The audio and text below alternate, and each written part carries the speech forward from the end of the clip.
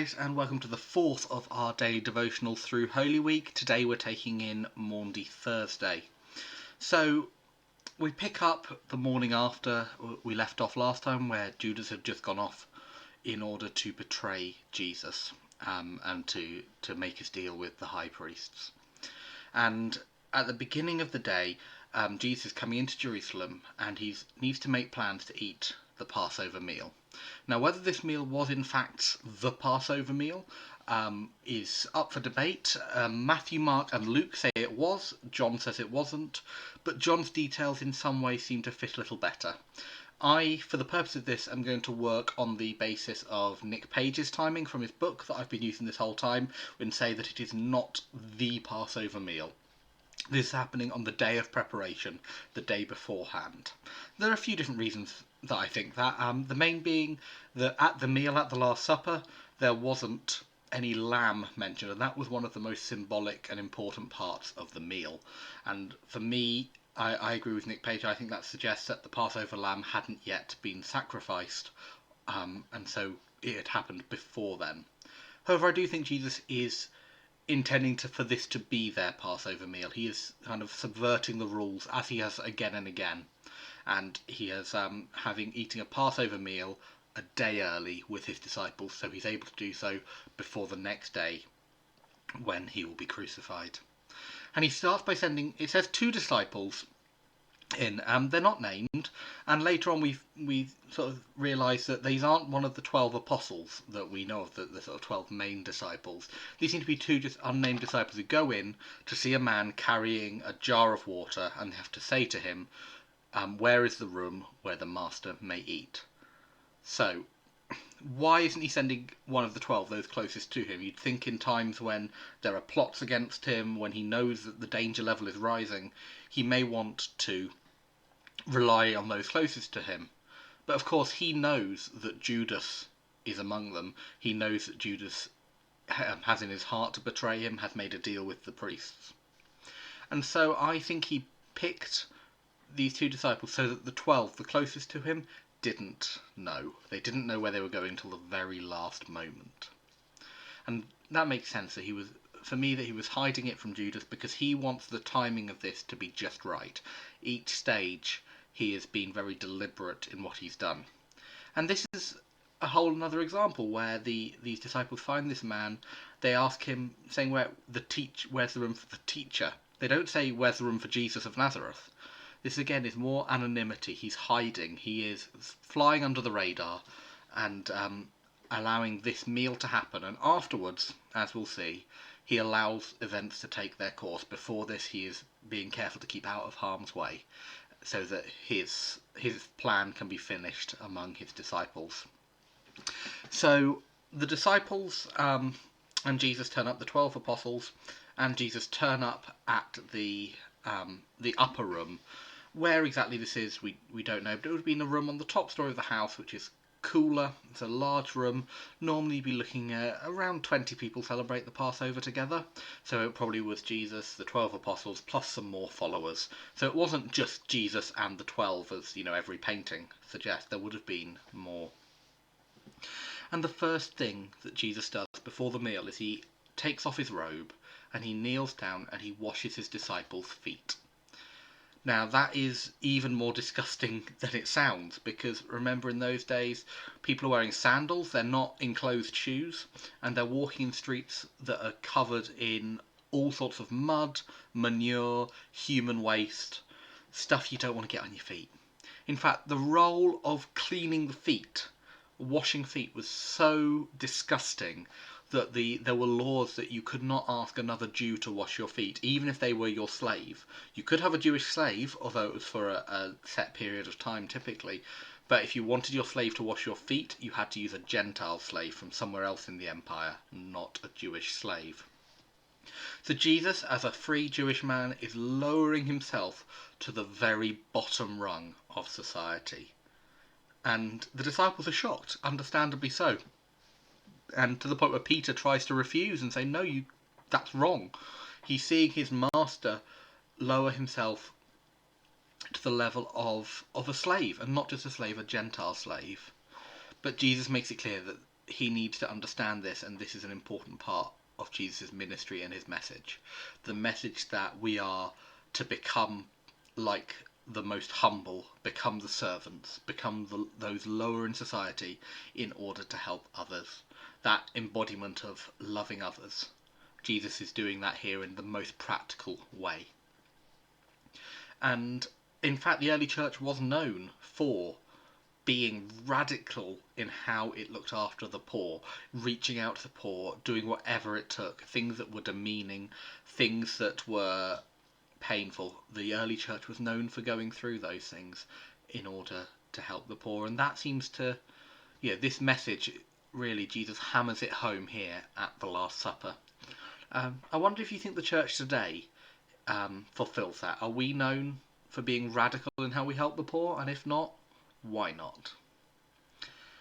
After the feet are washed, they have the meal, and people often think of the Last Supper, they think of the bread and the wine, which we'll come to, but this was a full meal. There would have been all sorts of food around. As we said at the beginning, lamb is not mentioned, which is why I lean towards this being the meal before Passover, but being kind of a Jesus's version of Passover. The only thing they couldn't get was the lamb. And they would have been reclining. You would have been sat on the floor, sort of leaning on the person next to you. At Jewish meals, you're not sat at a table. And so, at the end of the meal, when everyone sort of had their fill, they're sat round and they're talking. And Jesus takes bread and breaks it and says, "This is my body, broken for you." And he hands it round. And the bread was an important symbol in the Passover meal, because the bread was always unleavened. It didn't have any yeast in it, so it hadn't risen. So think of it more like a pita bread than a loaf of bread we think of today. And the reason for that was that they're remembering their time in Egypt and how God had rescued them from Egypt in the days of Moses. And the story is that it was such a fast exit they had to make. They had to leave so quickly they didn't even have time to allow the bread to rise. And so every year it was the festival of unleavened bread, Passover. But Jesus creates a new symbolism for it. He says, "This is my body that's broken for you." So he hands it round. And he hands round also the cup of wine, which is just the ordinary drink. It's nothing special. It's not in a fancy goblet. It's not something unusual. It's just the everyday drink. And he says, "And this is the blood of a new covenant. It's sealed in my blood." And hands it round for them all to drink. And that is the basis of why we take communion, is to remember Jesus and connect with him in some inexplicable way. And so Jesus has done these. He's set something new. He has repurposed old symbols into new ones. And I think Jesus has done that throughout his ministry. He doesn't throw everything out from the past. He says, we're going to do something new, and we're going to repurpose what can be made to work, and challenge that which is not working anymore. Then they're ready to leave. And at some point during the meal, we don't know when exactly, depends on which gospel you're going to go by, Judas gets up and leaves. Now we know as readers, and Jesus knows, he's going to betray Jesus. He's going to the chief priests to tell them where Jesus is going to be tonight. And you'd think that would be pretty obvious. I mean, Jesus has spoken at the meal that one of you at this table will betray me. So you'd think that might raise a few eyebrows, but the disciples just assume that he's gone to make an offering to the poor. Remember that Judas carried the money. Judas was the money man. So it would make sense. That's something you do at Passover. But Jesus says, what you are going to do, do it quickly. And so he goes off. And the disciples probably don't think much more of it. And as they're leaving, Jesus says, look, when I've sent you out before, and he sent them out to spread the word before, I told you not to even don't carry money, don't carry a purse or a bag. You just will be relying on God to look after you. But he says, now I tell you, you're going to need to carry bags, you need to carry things with you. You're going to need swords, he says. Now, is Jesus being literal here? I don't think it's a mandate for Christians generally to carry medieval weaponry. But what he is saying here is there's going to be opposition. There's going to be persecution. Things are going to be hard. Up until this point, really, his ministry, although there's been opposition among the temple, he's kept going. But he knows he will not be with his disciples much longer, and they're going to have to go ahead without him physically there beside him, and spread the gospel, spread the good news. And that will result in pretty much all of the apostles dying violent deaths and being martyred for the cause. Not that they would have known that then. But the disciples take what he's saying much more literally, and it literally just says that they found 2 swords. I mean, if someone told me to find a sword now, I have no idea where I'd start. But they found 2, and they say, "Look, Master, we've got 2 swords." And you can always hear how proud of themselves they are. And Jesus just says, "That's enough." Now, I don't think he means that's enough swords. He's not intending for them to become violent people. He was speaking metaphorically and hyperbolically. But that's enough. He's ending that conversation there, and they go out down the Kidron Valley, which is the valley to the east of Jerusalem, and up onto the hill, the Mount of Olives, where there's a garden called Gethsemane. Now, Gethsemane comes from an Aramaic word, probably, meaning oil press. And this was an olive tree garden where olives would be collected and then pressed to create olive oil, which is a key part of food in that part of the world even today. And Jesus has gone into this garden, and by now you're looking at probably early hours of the morning, well past midnight. A Passover meal finishes between midnight and 2 a.m. normally. And Jesus goes there to pray. Now, he's asked the disciples to keep watch and pray with him. And he goes forward and he falls down and he prays. And he prays that this cup of suffering gets taken from him. That he won't have to go through with the plan for the next day. But he ends that with perhaps one of the most difficult prayers I can imagine, which is, "But let your will be done, not mine." He's saying to his Father that I do not want to do this. This is painful, but I trust you and I will do whatever you want. This prayer is perhaps even more meaningful when you realise where he is. He is on the hill, on the Mount of Olives. There's a road up that hill that goes to Bethany. All he needed to do, if he wanted to escape from crucifixion, if he didn't want to go through with it, he just had to keep on walking. And he would have been safe. He'd have been out of the grips of the temple authorities quite quickly. But he doesn't. He stops and he prays and he accepts God's will for his life. I think that's a real challenge for us, the ultimate example of obedience in difficult situations. And I do wonder, how might we, in what ways might we need to offer things up to God and accept his will for our lives? What things are we holding on to?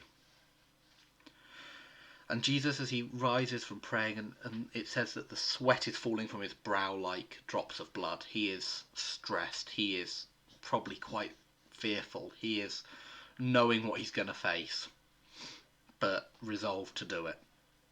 And he goes back to the disciples and he finds them asleep.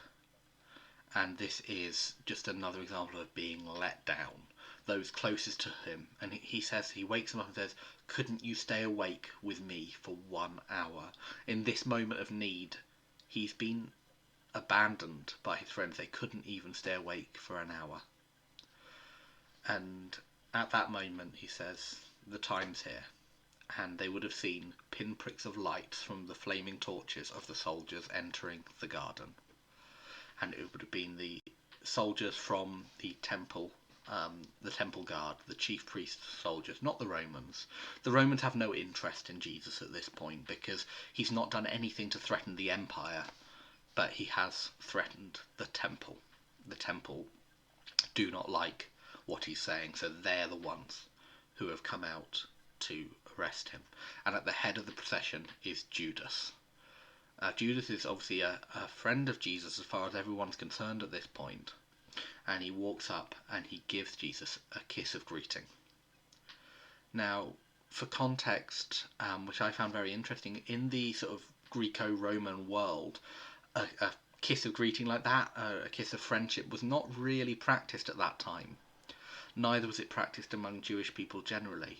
However, it was a core feature of the early church that you'd greet one another with a holy kiss, which sounds a bit weird to us today, but that was kind of something quite key to the church's ethos in its early days.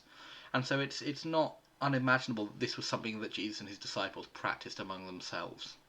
And so when Judas kisses Jesus, he's using kind of the key symbol of his friendship with Jesus to betray him.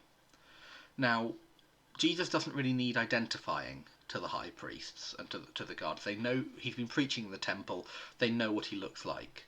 It seems possible that Judas was just making following routine, doing what he was used to doing as almost a force of habit that caused him to do that. What the information he really had, as we said yesterday, was to where Jesus would be away from crowds so he could be arrested without causing a riot. And so as Judas kisses Jesus and the disciples realise what's going on, a scuffle breaks out. The disciples are trying to save Jesus because they haven't got it yet, and I don't think we can blame them for that. And the Gospels talk about one of the servants of the high priest has his ear chopped off in this scuffle. Remember those swords from earlier. Now in John's Gospel he names the person who did it. He says it was Peter, which is interesting because John doesn't have the highest opinion of Peter when we read the Gospel. He often points out Peter's failings more than others. However, there's another reason why he may have chosen to name Peter here, which is that John is writing later, and by this time Peter has already been put to death in Rome. And so it's now safe to say, oh, Peter chopped this guy's ear off. Rather than before, if you're writing while Peter's still alive, there's the risk of repercussions to him. You don't want to associate his name with that. And there's a few cases where John names people which the other gospel writers don't. So the ear of the high priest servant is cut off, and Jesus sort of halts everything, and heals the man's ear. And he kind of tells Peter off. And at that point, the disciples must have been terrified. They've just been told not to fight back. They don't know what's going on, and they scatter, and they run, and they try and escape. And interestingly, no one really seems to try and stop them. The soldiers aren't there to arrest them. They're there to arrest Jesus. However, there is one story in the Gospel of Mark of a young man who the soldiers do try and stop. And they say he grabs him by his cloak, but he sort of wriggles free from it and runs away naked. That only appears in Mark, and some have suggested that could be because it's Mark himself, but there isn't any evidence to suggest that Mark was spending time with Jesus while he was alive. I prefer Nick Page's sort of theory, which is that this man may well have been Lazarus, who Jesus had raised from the dead. Because remember earlier in the week, the sort of high priests are wanting to kill Lazarus as well as Jesus, because he's evidence that Jesus is who he says he is. They want to destroy the evidence. And so maybe Lazarus was with him in the garden, and maybe Lazarus is who was wriggling free from his cloak and running out. And so Jesus is left alone in the middle of the night in the garden. He has no friends left, and he is taken back into the city to face his trial. And that's where we're going to leave it for today. We'll cover a bit more tomorrow into Good Friday, the trial which takes place in the night. It's a very illicit trial, and then eventually the crucifixion itself. But for our question today, I wonder, what areas do you struggle to say, let God's will be done in? What things are hard for you to give over to God in their entirety? I mean, I know we all have them. So what are the things that we could try praying today? God, let your will be done. I will be back tomorrow with the next devotional, I hope you are finding these useful. Please do comment below any thoughts on anything I've said, any ideas. I find it really interesting reading through all of those. And until tomorrow, thank you very much and goodbye.